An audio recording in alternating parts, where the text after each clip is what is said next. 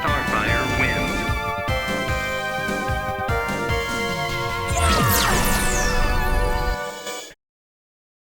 What's up, y'all? It's Animane here. And if you couldn't tell from my channel art where I awkwardly dance with some of my fine-ass OCs, I'm a freaking degenerate. And a weeb, but that's beside the point. This is the first episode of a brand new series I'm starting on my channel called Midweek Waifus, where once a week I come to you guys with one of my favorite female characters. It could be from any genre, any medium, any series. We're gonna be breaking down just what makes these ladies such awesome ass characters. But before we get to the focus of today's Midweek Waifu, I need to address something in the crowd, because I know somebody's gonna say this, and I'm gonna just put it out there right now. Animane, you're just using this as an excuse to be horny on main because you're a filthy incel. Go get laid, go touch grass, blah blah blah, whoop-de woo, this, that, and the third. Actually, everything won't just revolve around how much eye candy these ladies are. I mean, some entries on the list won't even be up there for eye candy reasons at all, whether it's because they're too young, too old, or too non-human. But with all that being said, let's go ahead and jump into the first entry, the first waifu on the Midweek Waifu segment, Starfire. Princess Coriander grew up on the idyllic, hedonistic world of Tamaran. There, Cori was beloved and gave love in return, a virtue not shared by her bitter older sister, Princess Commander, who grew dark with psychopathic jealousy that Cori, not she, was the heir apparent to the throne. Betraying her people, Commander allied with the militaristic Citadel, helping them to conquer the Tamaranians and allowing them to live under one condition, that Coriander be delivered into slavery. Commander salivated at the prospect of sisterly vengeance. Coriander, trained in warrior ways as a child, endured years of torture to save her family. Pain magnified once she and Commander were in turn captured by the sadistic Scions, who turned the sisters into lab animals and unwittingly handed Coriander the keys to her chains. Using the Starbolt powers granted her by Scion experiment, Starfire escaped captivity. Light years from home, she fled to the nearest planet, where she joined with its Teen Titans to save Earth from a Citadel invasion. Rechristened Starfire by her teammates, she made this new world her home. Utterly bombastic and unapologetic, Starfire is gentle with her friends and barbaric with her foes. Her closest bond has always been with Dick Grayson, the only Titan accustomed to having a partner that intimidating. Within Starfire's backstory, we see the main reason why I love her so much. I mean, aside from the obvious, she's a character that deals a lot with duality. She is multiple things, and often contradictory things at once. She's bubbly, optimistic, a little naive when it comes to Earth stuff, but very loving and very emotional with people that she likes. When it comes to people that she doesn't like, people that are threatening others around her, threatening her friends, and definitely when it comes to Blackfire, she is quite literally the exact opposite. She is both a loving, soft princess and also a brutal warrior. She is so bad that in her early days of being on the Teen Titans, she had to be reined in constantly and actually had to consciously choose to not use lethal force in fights.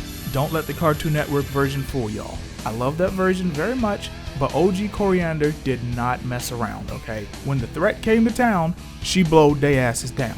But that's the beauty of Starfire. Not only does she have this super sexy appearance and this wide-eyed curiosity and love and appreciation for things, but she's also a deadly warrior. A deadly warrior who has a very tragic backstory. Handed over to slavery by a sister who hates you. And as I covered in my recent Superman video, it is heavily implied that she did a lot more than just forced labor when she was in captivity. But even with all that, it doesn't make Coriander any less of a fun, loving, or accepting person. In the new Teen Titans run back from the 80s, a large part of her journey as a superhero and a character was learning how to reconcile these two elements and accepting that on Earth, you just have to do things different. This is not Tamaran. You can't just be out here blowing holes in people's chests. And on several occasions, she makes this clear outright. On Tamaran, our people believe in the dual sides of man, that one loves those close to you and hates those who are your enemies. And when we fight to win. I've lived with those beliefs all my life, and I've never questioned their truth. But now, here on Earth, I'm forced to, because I can't accept the results of my actions. And I can't live with myself after what I've done. Like it or not, I've become an Earthling, so I have to accept the consequences for my actions. And though I intended to do good, what I did was anything but. That's some voice work from a friend of mine named Shakira Shields, who recorded these lines a few months ago when I was planning on reviewing a solo Starfire comic, Starfire Apartheid. Little side note, that's actually an example of a well-done story that takes real-world issues of the time, because again, 80s, so apartheid in South Africa, big topic. It wove it into the actual story without being preachy, without making one side seem like purely evil and the other side just purely good or purely victims. It was multi-layered. Starfire was multi-layered. She wasn't perfect. She had to grow. She made mistakes. It was a very powerful story. And that's another reason why I love Starfire so much. It would be so easy to make a bombshell like Starfire pure eye candy and not pay any attention to the type of person she actually is, her relationships with other Titans, or anything like that. But honestly, she's one of the deepest characters in existence from the DC world, and it's honestly a crime that she's not featured more. We did see her get a lot of shine in the DC AMU movies from a few years ago. We see Starfire a bit older, more mature. She's a bit more accustomed to her life on Earth now. She has much better control over her emotions, and she's leading the current Teen Titans team. After she and Nightwing were on the original team, they've now grown up. This feels like a proper evolution of the character.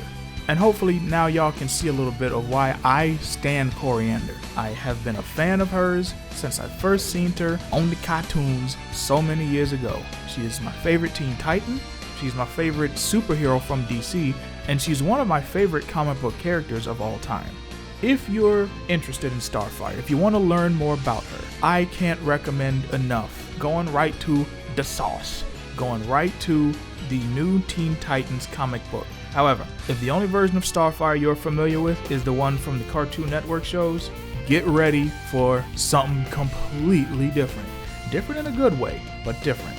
Like I said, she is an alien warrior princess. Emphasis on the warrior. Be prepared to see Coriander do a lot of stuff that she would never do in the cartoon. And that's not to say the cartoon is bad or that it necessarily mischaracterized her. They just really couldn't have her do a lot of that stuff because it's a Cartoon Network cartoon coming on primetime. So they really couldn't have her blasting holes in people's chests. They really couldn't even have her be as openly sexual as she is. And that's taken into account the fact that a lot of the stuff that Earthlings perceive as sexual, she just perceives as just regular stuff. You know, it's including kissing people to learn language. Oh, did I mention the fact that Coriander's a freak? Because she's a freak. I told y'all I'm a degenerate. I don't know why y'all didn't believe me. If the Starfire from the Cartoon Network cartoon is more your preferred speed, then she actually has her own series too. It's back from 2015. That one definitely much more in line with how she was characterized in the cartoon. I've already sung the praises of the DC AMU. She's a main character in the Justice League vs. the Teen Titans, as well as Teen Titans The Judas Contract. Last but not least, she is featured in the Injustice 2 video game as a DLC character. She doesn't really have an impact on the story because, well, she's DLC, but it's still extremely fun to play as her. And that's going to be all for this week's edition of Midweek Waifus. Thank y'all for watching and listening. I'm Anime, and I'll talk to y'all later. Deuces. Help me understand your fighting style. What style? Oh, now I get it.